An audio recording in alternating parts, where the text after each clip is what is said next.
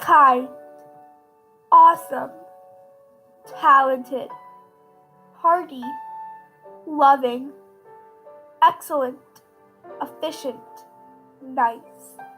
These are all words that describe my great-grandmother, Kathleen Ada McHenry. Kathleen was born on August 29, 1926 in Willow Lake, South Dakota. She had blue eyes and light brown hair. She weighed 7 pounds and 13 ounces. Kathleen's parents are Martha Elizabeth Waldo Morgentine and Harry Arnold Morgentine. Martha was born on March 4, 1905, and Harry was born in 1898. Kathleen describes her parents as kind, caring people. Kathleen has an older sister named Fern Ella, who was born on February 3, 1917. In 1927, twin brothers Martin and Marvin were born. Soon after, a younger brother named Donald was born. Then, a boy named Lyle was born. Sadly, he died at birth. After Lyle came Violet, and then the last set of twins, Elma and Wilma. The last sibling Kathleen got was Roger. Kathleen's parents were farmers. For chores, Kathleen had to gather eggs, shell corn in the fall, help with the garden, and clean the house.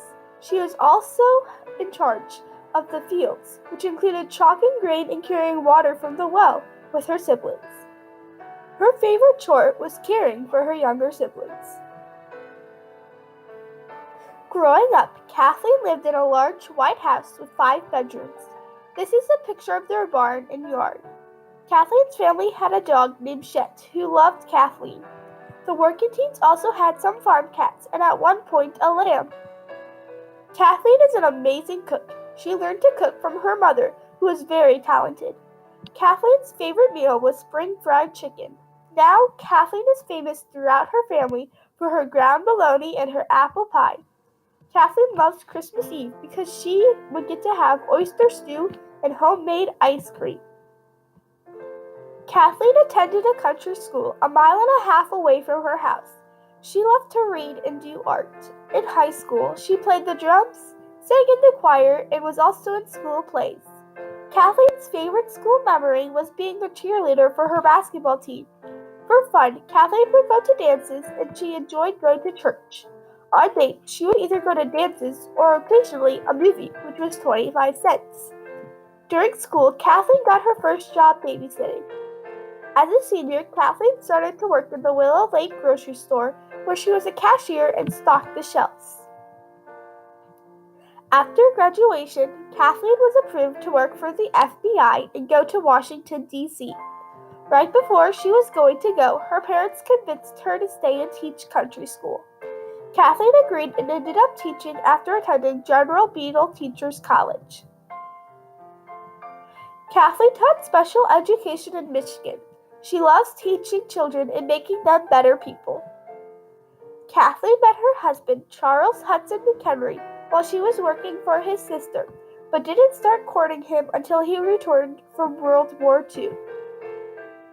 On October 1948, Charles and Kathleen were married at Montevideo, Minnesota.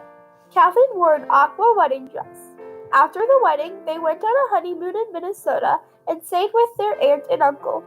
After the honeymoon, they moved to Charles' house in Clark County, South Dakota.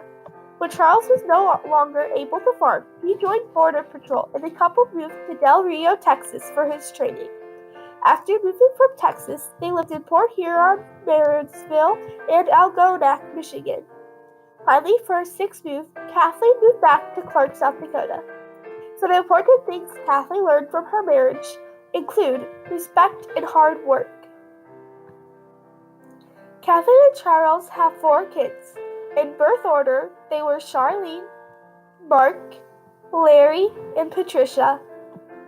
Kathleen wanted to pass down some key traits to her children, including kindness, hardworking, and understanding.